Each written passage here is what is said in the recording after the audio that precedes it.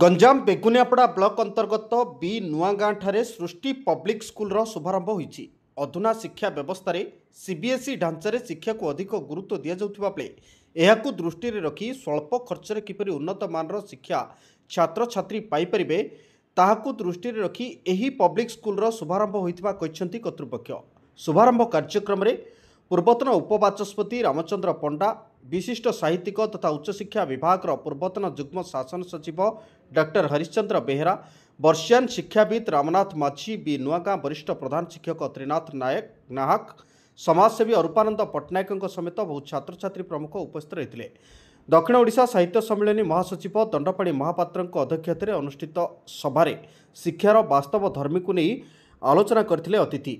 सृष्टि public school परिचालना निर्देशिका सस्मिता नाहक एभली उद्यम को प्रशंसा करथिले अतिथि। परिवेश एवं प्राकृतिक परिवेश जो गाँ अच्छी पी नुआ गाँ अति सुंदर परिवेश शिक्षापी एवं बहुत गाँव छात्री देखुची पुओ मान अपेक्षा 5 गुण छात्री ये पढ़ुंट। पब्लिक स्कूल होगा दरकार।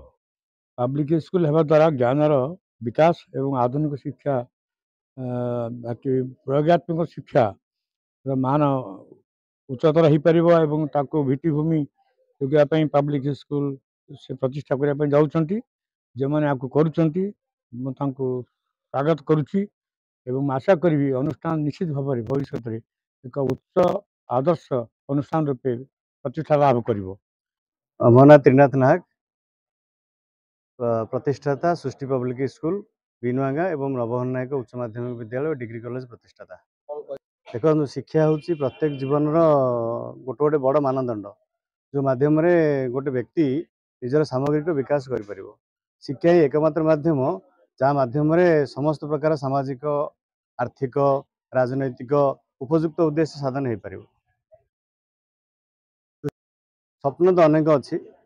शिक्षा को यही अंचल गोटे सर्वश्रेष्ठ स्थान देवा हूँ मोर मुख्य उद्देश्य। यहीटा ही मोर समाज सेवा विवेचना करे।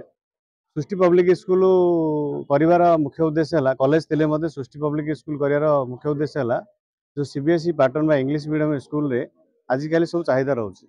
गरीब पिला बापा माँ मैंने चेष्टा कले पाठ पढ़े पारना से उद्देश्य रे अल्प पैसा अल्प खर्च से पाठ पढ़ी पारे सब पिला जमी एफर्ट करेंगे से उद्देश्य रखाई। एवं ओडिशा सरकार स्कूल एंड मास एजुकेशन द्वारा ये स्कूल परमिशन पाई। तेणु प्री नर्सरी रु क्लास 9 पर्यंत छात्र छात्री मानू एठी वर्ष ठारू नाम लेखा जाई पारिबो।